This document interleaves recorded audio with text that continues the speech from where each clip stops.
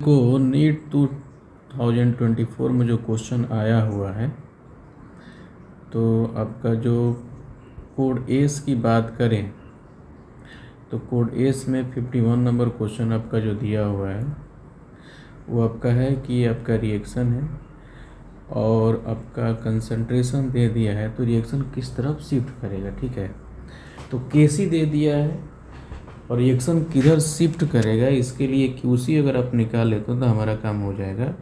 QC निकालने के लिए क्या करिएगा, क्यूसी अगर आपको निकालना होगा तब वो क्या करना होगा, देखो क्यूसी केसी आपका इतना दिया हुआ है और केसी अगर आपको निकालना है तो आप क्या करेंगे बताइए।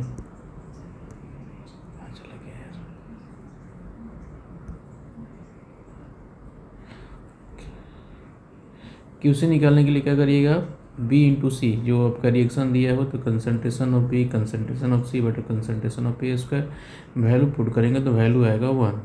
अब क्यूसी केसी से बड़ा है तो किधर शिफ्ट करेगा, बैकवर्ड डायरेक्शन।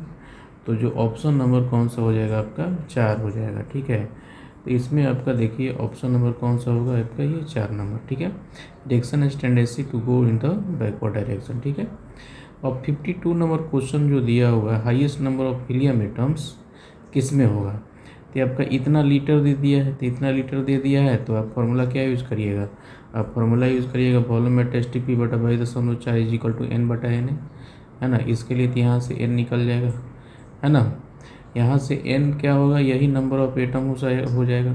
4 मोल है तो मोल बराबर कितना होता है आपका, एन बटा एन होता है, तो यहाँ से एन निकाल लीजिए आप, ये भी नंबर ऑफ एटम। इसी तरह से 4U है तो 4U का मतलब कितना हो गया, 4 बटा एन ग्राम हो गया, 4 बटा एन ग्राम हो गया। तो इसका मोल निकालिएगा तो मास बटा मोल, और मास बटा कितना हो जाएगा 4। तो ये सब यहाँ पर हमने आपको निकाल के बता दिया है।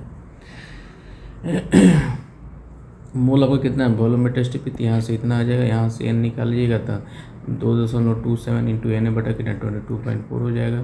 दूसरा वाला में एन बराबर 4 है तब एन बटा एन हो गया, एन का वैल्यू 4 एन के बराबर हो गया। तीसरा आपका कितना हो जाएगा, मोल बराबर कितना हो जाएगा, ये हो जाएगा आपका मास बटा मोलर मास, ये हो गया एन बटा एन है, तो यहाँ से इनका वैल्यू 1 आ गया। चौथा वाले में मास दिया है तो 4 बटा 4 इक्वल टू कितना एन बटा एन, तो एन बटा एन आ गया। सबसे ज़्यादा किस में है, 4 एन, तो ऑप्शन नंबर 2 आपका करेक्ट हो जाएगा। ठीक है, अब आ जाते हैं क्वेश्चन नंबर कौन सा, 54। तो क्वेश्चन नंबर 54 की अगर हम बात करें तो देखो इसमें आपको क्या दे दिया है, 1 मोल H2O2 के लिए कितना, मैंने 1 मोल H2O को अगर आप O2 में कन्वर्ट करते हो तो कितना चार्ज की ज़रूरत होगा, 3 फैराडे 2 फैराडे 1 फैराडे 5 फैराडे, ये आपको मैचिंग करना है। ठीक है, इसमें आप देख लीजिए कैसे आपका बनेगा ये क्वेश्चन। तो इसमें आपको देखिए सिंपली क्या कर देना है, जैसे H2O आपका किस में गया, O2 में गया, तो बैलेंस कर लीजिए, 2 से मल्टीप्लाई कर दीजिए तो ऑक्सीजन बैलेंस हो गया, और हाइड्रोजन 4 है तो 4H प्लस हो गया। अब 4H प्लस हो गया आपका, इसको न्यूट्रलाइज करें कितना होगा 4 इलेक्ट्रॉन। तो यहाँ 2 मोल H2O के लिए कितना, 2 मोल अगर H2O है तो कितना मोल इलेक्ट्रॉन चाहिए, 4 मोल इलेक्ट्रॉन चाहिए, और 4 मोल इलेक्ट्रॉन पे कितना चार्ज होता है, 4 फैराडे होता है। तो 2 मोल के लिए 4 फैराडे, तो 1 मोल कितना हो जाएगा 2 फैराडे, तो ए का कौन सा हो जाएगा 2 हो जाएगा। उसी तरह से MnO4 माइनस Kn+2 में ले गया गया है, इसको बैलेंस करेंगे तो 5 इलेक्ट्रॉन आपका लेफ्ट साइड में आएगा। तो 1 मोल MnO4 माइनस के लिए 5 मोल क्या चाहिए इलेक्ट्रॉन, 5 मोल इलेक्ट्रॉन का मतलब कितना हो जाएगा 5 फैराडे, तो 5 फैराडे यहाँ, तो बी का हो जाएगा 4। उसी तरह से कैल्शियम+2 है, कैल्शियम+2 को Cm में ले जाइएगा तो 2 इलेक्ट्रॉन चाहिए आपका, एक आयन के लिए 2 इलेक्ट्रॉन चाहिए, तो 1 मोल अगर ले लेंगे तो कितना चाहिए 2 मोल इलेक्ट्रॉन, और 2 मोल इलेक्ट्रॉन का मतलब कितना होगा 2 फैराडे, इसलिए 1.5 मोल के लिए 2 इंटू 1.5 कितना हो जाएगा 3 फैराडे हो जाएगा। उसी तरह से FeO आपका Fe2O3 में गया है तो इसको बैलेंस कर लीजिए, बैलेंस करेंगे तो कितना हो जाएगा, वाटर इधर 2 है इधर कितना है 3 है, तो एक वाटर जोड़ना पड़ेगा। ऑक्सीजन यहाँ 2 है यहाँ 3 है, तो यहाँ क्या करना है, एक वाटर ऐड करना होगा, 2 हाइड्रोजन हो गया, तो यहाँ 2H प्लस आ गया, तो यहाँ कितना आ गया 2 इलेक्ट्रॉन आपका आ गया। तो 2 मोल FeO के लिए, 2 मोल FeO के लिए कितना इलेक्ट्रॉन चाहिए, 2 मोल इलेक्ट्रॉन चाहिए। 2 इलेक्ट्रॉन का मतलब कितना 2 फैराडे, इसलिए 1 मोल के लिए 1 फैराडे, डी का कौन सा होगा 3, इसको मिलाइएगा तो कितना हो जाएगा 2 हो जाएगा। ठीक है, देखो क्वेश्चन नंबर 56, क्वेश्चन नंबर 56 में क्या दे दिया है, क्वेश्चन नंबर 56 में आपका दे दिया है कि which for the plot L N K और 1/t के बीच में ग्राफ खींचा हुआ है, तो कौन सा ग्राफ होगा। तो आपको पता है कि एल एन के और 1/t के बीच में ग्राफ किस तरीके से होता है, इससे आप करना चाहेंगे। तो के बराबर कितना होता है, ए ई का पावर माइनस ए बटा R T, L N K और एल एन ए माइनस ए बटा आर टी हो गया।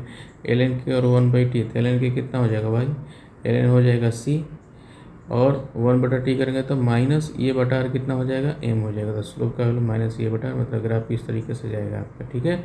तो ऑप्शन नंबर कौन सा हो जाएगा, 1 हो जाएगा, ठीक है। अब देखो क्वेश्चन नंबर 57 की अगर हम बात करें, क्वेश्चन नंबर 57 की अगर हम बात करें देंगे, unit of the following equilibria के पी एंड के सी आर नॉट इक्वल। तो के पी एंड के सी कब इक्वल नहीं होता है, तो के पी बराबर होता है के सी इंटू आर टी का पावर क्या, डेल्टा एन जी। तो दोनों तभी बराबर होता है जब डेल्टा एन जी क्या हो, 0 के बराबर होता है। मतलब डेल्टा एन जी इसमें 0 के बराबर नहीं होगा, वहीं पर क्या होगा, के पी के सी के बराबर नहीं होगा। तो अगर ऑप्शन नंबर 2 के देखेंगे तो डेल्टा एन जी कितना हो जाएगा, यहाँ 1 है, यहाँ पे कितना है 1 है, यहाँ पे कितना होगा, तो डेल्टा एन जी क्या हो जाएगा, यहाँ पर 2 में से 1 चला जाएगा, 1 + 1 2, 2 में से कितना जाएगा 1। डेल्टा एन जी यहाँ 0 के बराबर नहीं है, तो ऑप्शन नंबर कौन सा हो जाएगा, 2 हो जाएगा, ठीक है। अगर आगे हम बात करते हैं 50 कौन सा है 59 नंबर क्वेश्चन है, ठीक है। 59 नंबर क्वेश्चन देख लेते हैं क्या है। तो 59 नंबर में दे दिया है कि activation energy of an chemical reaction can be calculated if one knows the value of the activation energy. निकालने के लिए देखो फार्मूला तो आपको पता है, एल एन के टू बटा के वन इक्वल कितना होता है, ई ए बटा 2.3 आर 1/T1 माइनस क्या 1/T2 होता है। तो ये निकालने के लिए क्या चाहिए, के टू चाहिए, के वन चाहिए, T1 चाहिए, T2 चाहिए। तो वही रेट कांस्टेंट एट क्या है, 2 डिफरेंट टेम्परेचर। तो ये आपका 2 डिफरेंट टेम्परेचर पर गिवन रहेगा, टेम्परेचर गिवन रहेगा, तो ये निकल जाएगा। तो ऑप्शन नंबर कौन सा हो जाएगा, 1 हो जाएगा आपका, ठीक है। अब आ जाते हैं क्वेश्चन नंबर कौन सा 64। तो 64 में भी वही आपका, आपको पता है कि एन किसको रिप्रेजेंट करता है, साइज ऑफ ऑर्बिटल को, एल शेप ऑर्बिटल को। तो डी का 2 हो जाएगा, सी का 1। तो डी का 2 सी का 1 सिर्फ इसी में दे रहा है, तो ये ऑप्शन डायरेक्ट आप मार लीजिएगा, ठीक है। समझ गए बात। अब ये 65 नंबर क्वेश्चन। 65 में बोल रहा है कि ई नॉट वैल्यू Mn+3 है, ये Mn+3 7+2 का पुल क्या कर रहा है। ई नॉट वैल्यू इसके लिए, इस कपलिंग के लिए क्या होता है, इससे और इससे क्या होता है, ज़्यादा होता है। अब क्यों ज़्यादा होता है तो देख लीजिए, इसका रीज़न क्या है कि मैग्नीज कितना होता है, इतना होता है इलेक्ट्रॉनिक कॉन्फ़िगरेशन। Mn+3 का कॉन्फ़िगरेशन कितना होगा, 3d4 हो जाएगा, 2 इलेक्ट्रॉन यहाँ से जाएगा, 1 इलेक्ट्रॉन यहाँ से, तो 3d4 हो गया। Mn+2 कितना हो जाएगा, आर्गन 3d5 हो जाएगा। तो ये Mn+3 से Mn+2 जाएगा तो कहाँ से कहाँ चाहिए, d4 से d5। अब d4 से d5 जाएगा, d5 क्या है, हाफ फील्ड ऑर्बिटल है।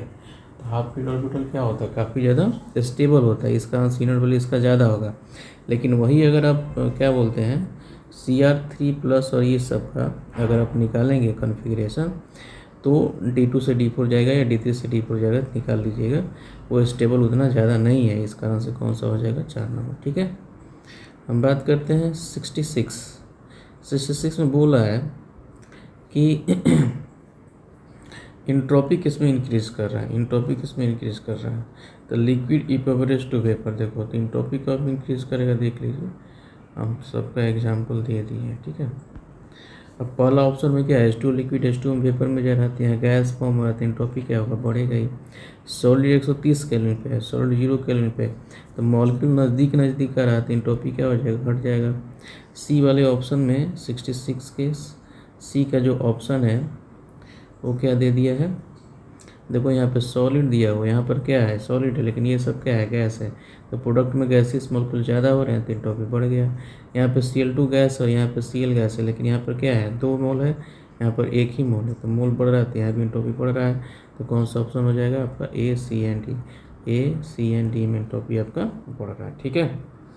क्वेश्चन नंबर 67 की बात करते हैं। 67 में क्या बोल रहा है कि energy of electron in the ground state इतना दे दिया है, किसके लिए? हीलियम के लिए, हीलियम प्लस के लिए। Then for electron in n बराबर 2, मैंने B+3 के लिए अगर n बराबर 2 ऑर्बिट की बात की जाए तो उसका एनर्जी कितना हो जाएगा। तो देख लीजिए, इस तरह का क्वेश्चन सारा आप लोगों को बताया गया। En जो है, En का इतना फार्मूला होता है।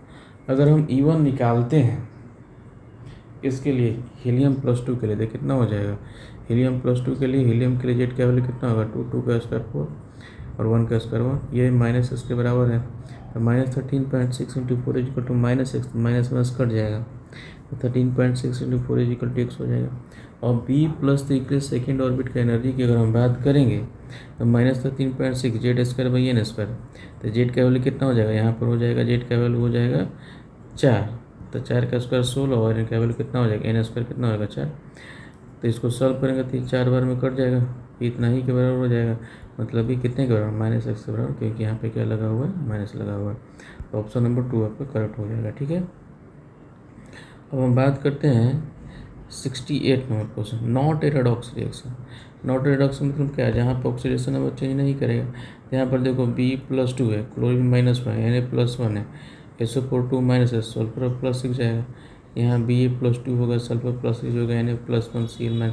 ये सब आप लोग क्वेश्चन करवाया गया और टेस्ट में पूछा गया। तो ऑप्शन नंबर कौन सा हो जाएगा? 1 हो जाएगा। ठीक है, अगर हम बात करें अब इसका 77 की बात करें तो देखो 77 नंबर क्वेश्चन में दे दिया है आपका Henry law constant, KH value दे दिया सबका, ठीक है, इतना इतना दे दिया है। Solubility of this gas in water follow. तो सोलबिलिटी क्या होता है? इन्वर्सली प्रोपोर्शनल टू आपका सोलबिलिटी जो होता है इन्वर्सली प्रोपोर्शनल टू KH होता है। तो KH इसका कम होगा, सोलबिलिटी उसका ज़्यादा होगा। तो सबसे कम जो है KH कौन सा? किसका है? इसका है, तो सोलबिलिटी इसका ज़्यादा हो गया। फिर इसके बाद C का है 35 है, इसका आंसर कौन सा हो जाएगा? ऑप्शन नंबर 3 हो जाएगा। ठीक है, अब देखो 78 नंबर क्वेश्चन में क्या है? 1 ग्राम सोडियम हाइड्रोक्साइड है, इतना ml इतना के साथ रिएक्ट कर रहा है। The mass of sodium hydroxide left unreacted. Mole concept का क्वेश्चन है, इस तरह का क्वेश्चन आप लोग बहुत सारा बनाए हैं। देखो क्या है, लिमिटिंग रेंज का क्वेश्चन है। NaH + HCl है, NaCl + वाटर हो गया, तो इसका मोल कितना होगा? NaOH का 1/40 हो जाएगा, कि मास 1 ग्राम दिया है। HCl का मोल कितना हो जाएगा? मोलरिटी होता है N/V, तो मोल इजिकल कितना हो जाएगा? Molarity into volume. तो मोलरिटी इंटू वॉल्यूम, तो वॉल्यूम क्या है? ml में दिया हुआ है, तो इसको लीटर में कन्वर्ट करके 10 का परमानेंट से मल्टीप्लाई करेगा, ये 0.0187 आएगा, और इसको डिवाइड करेगा 0.025 आएगा। अब ये क्या हो जाएगा? HCl लिमिटिंग हो जाएगा, इसका वैल्यू कम है। लिमिटिंग मतलब क्या हो जाएगा? पूरा का पूरा कंज्यूम हो जाएगा ये। तो इसमें से इतना घटा देंगे तो 0 हो जाएगा, इसमें से इतना घटाएंगे तो 0.00625 क्या आ जाएगा? ये मोल आएगा, लेकिन हमको मास चाहिए। तो मास से NaOH का निकालने के लिए क्या करोगे? जितना मोल है उसको मोलर से मल्टीप्लाई करो, 0.25 ग्राम, इसको मिलीग्राम में चेंज करेगा तो 250 मिलीग्राम आ जाएगा। ठीक है, अब देखो क्वेश्चन नंबर 88। क्वेश्चन नंबर 88 कहाँ चला गया? 88 देखो, कोई कंपाउंड है X जो कि मिल के बना किससे? A, B and C से। A का परसेंटेज, B का परसेंटेज और C का परसेंटेज आपका गिवन है। 100 में से घटा दीजिएगा, C निकल जाएगा। एम्पिरिकल फॉर्मूला पूछ रहा है, तो देखो कैसे क्या करें। हमने बोला है कि एम्पिरिकल फॉर्मूला कैसे आपको निकाला जाता है। सिंपली मोल निकाल लीजिए। A का मोल निकालिएगा, मास बटा मोलर मास 32% का मतलब 32 ग्राम, मोलर मास 64 तो 1/2 हो गया। B का मोल 20/40, मास बटा मोलर मास 1/2। C का 3/2, सबका रेशियो ये 2 कट गया तो 1:3, मतलब ABC3 फार्मूला ऑप्शन नंबर 3 हो जाएगा। ठीक है, क्वेश्चन नंबर अगर हम 90 की बात करें तो वर्क डन पूछा जा रहा है आपको आइसोथर्मल एक्सपेंशन में 25 डिग्री सेंटीग्रेड और प्रेशर 20 atm से कहाँ जा रहा है? 10 atm। तो आइसोथर्मल प्रोसेस में वर्क डन निकालने के लिए फार्मूला आप लोगों को बताया गया है। -2.3 nRT log P1/P2 हो जाएगा। P का वैल्यू 20, P1 का, और P2 का 10 हो गया। सॉल्व करिए, इतना कैलोरी आएगा। ध्यान रखिएगा R का वैल्यू किस में रखेंगे? कैलोरी, क्योंकि ऑप्शन कैलोरी में दिया हुआ। इस तरीके से आपका हो जाएगा। ठीक है, अगर हम 91 नंबर क्वेश्चन की बात करें तो ये जो है 91 नंबर क्वेश्चन में क्या है? प्लॉट ऑफ एस्मोटिक प्रेशर और किसके बीच में? कंसंट्रेशन के बीच में आपको ग्राफ खींचना है। ठीक है, तो पाई और कंसंट्रेशन के बीच में पाई और कंसंट्रेशन के बीच में अगर ग्राफ खींचना है आपको तो किस तरीके से करिएगा आप, तो उसका जो स्लोप हो रहा है कितना हो रहा है 25.7 लीटर बार पर मोल आ रहा है, ठीक है। Temperature with osmotic pressure measurement देखो, तो सबसे पहले तो ग्राफ आपको खींचना पड़ेगा, ठीक है। तो पाई और सी आर टी के बीच में ग्राफ अगर आप खींचिएगा, पाई और सी के बीच में, तो पाई डायरेक्टली पोटेंशियल क्या हो गया सी, और स्लोप कितना हो जाएगा R T, slope R T हो गया, इसका वैल्यू 25.73 दिया है। आर के लिए ध्यान दे, ये लीटर बार क्या दे दिया है, देखो वहाँ पे यूनिट का ध्यान रखिएगा, यहाँ पे जो यूनिट दिया हुआ है वो कैसे दिया हुआ है लीटर बार पर मोल में, तो लीटर बार पर मोल में दिया हुआ है, तो आर का वैल्यू कौन सा लीजिएगा लीटर बार हो रहा है, और आर का वैल्यू लीटर बार यहाँ पे दिया हुआ है, तो ये वही वैल्यू आपको पुट करना है, ठीक है। तो आर का वैल्यू इतना हो गया टेम्परेचर, और ये 25.73, टेम्परेचर किस में आएगा केल्विन में आएगा, डिग्री में चेंज करोगे तो 37 डिग्री आ जाएगा, ठीक है। चलो अब बात करते हैं 93 नंबर क्वेश्चन की। तो 93 नंबर क्वेश्चन में क्या है कि mass in gram of copper deposited by passing, इतना करंट इतना पास कर रहा है, और आपका कितने के लिए 100 सेकंड के लिए पास कर रहा है, तो बोल रहा है कि कितना ग्राम आपका डिपॉजिट करेगा कॉपर +2। तो इसके लिए फैराडे लॉ आप लोग पढ़े हैं इलेक्ट्रोकेमिस्ट्री में। तो अगर हम बात करें तो मोल बराबर उन्होंने बताया IT/10 फैक्टर इंटू 96500, मोल बराबर कितना होगा मास बटा मोलर मास, तो कॉपर का मोल मास 63 दिया हुआ क्वेश्चन में, करंट दे ही दिया है, टाइम दे दिया है, n फैक्टर Cu+2 से C हो जाएगा, और ये वैल्यू दिया, तो मास निकलेंगे 0.315 ग्राम आ जाएगा, ठीक है। तो हम बात करते हैं 94 नंबर क्वेश्चन की। 94 में क्या दिया है कंसनट्रेशन N2 ये सब दे दिया है, बोला कि 0.1 मोल पर लीटर जो है एनो लिया गया है किस में, किसी कंटेनर में, इसका क्या करना है आपको, what will the degree of dissociation. तो देखिए क्या करिए आप, ये कैलकुलेटिव है, कुछ कैलकुलेटिव क्वेश्चंस आए हुए ऐसे, इसमें भी कैलकुलेशन है, कैलकुलेशन आपको परेशान किया होगा, जान समझ रहे हैं। तो देखो Kc(N2)(O2)/NO का स्क्वायर हो जाएगा, N2O2 ये सबका वैल्यू दिया हुआ है, वैल्यू पुट करिएगा तो कितना जाएगा 1.6 आएगा। अब यहाँ पे देखो, यहाँ पर आपका क्या है NO जा रहा है N2+O2 में, C में से C अल्फा डिसोसिएट करेगा, ठीक है, C अल्फा डिसोसिएट, तो C में से C अल्फा डिसोसिएट करेगा कितना होगा C(α/2) हो जाएगा, ये भी C(α/2) हो जाएगा, Kc निकालेगा तो C(α/2) concentration of A2 concentration of O2 बटा क्या कंसनट्रेशन ऑफ NO का स्क्वायर, ये सॉल्व जब आप करेंगे तो ये आ जाएगा α²/4 × 1 - अल्फा का होल स्क्वायर, α²/4 × 1 - स्क्वायर, और Kc का वैल्यू 1.6 यहाँ पर आया हुआ है, और इसको लिख सकते हैं α/2 × 1 - अल्फा का होल स्क्वायर। इसको जब सॉल्व करिएगा तो अल्फा का वैल्यू कितना होगा 0.72 आ जाएगा, ठीक है। अब देखो 94 नंबर क्वेश्चन हो गया।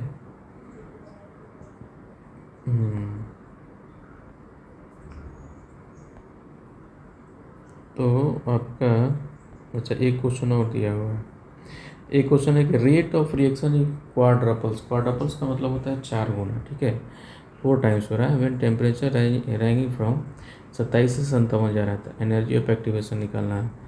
तो इसमें आप क्या करेंगे देख लीजिए 99 नंबर में, ये आपको फॉर्मूला आपको पता ही है, T1 आपका 27 का मतलब 300 हो जाएगा, 57 का मतलब 330 हो जाएगा, ये 4 टाइम्स हो रहा है, 4 टाइम्स हो रहा है तो 4K1 हो जाएगा, तो log 4 का मतलब 0.660, तो ये कितना हो जाएगा 0.60 × 2.3R × 330 × 300/30 हो जाएगा, सॉल्व करेगा 38 किलो जूल फार्मूला जाएगा। तो इतना ही सारा क्वेश्चन आप लोगों को पूछा गया है, और कैलकुलेटिव ज़रूर है, थोड़ा सा क्वेश्चन कैलकुलेटिव आया हुआ है, आपको परेशान किया होगा, तो हम लेकिन हमको लगता है कि 15 क्वेश्चन में जो 10 आपको चूज करके बनाना रहता है, तो हम उम्मीद है कि ये सब क्वेश्चन आप छोड़ देंगे, ठीक है। Okay, thank you.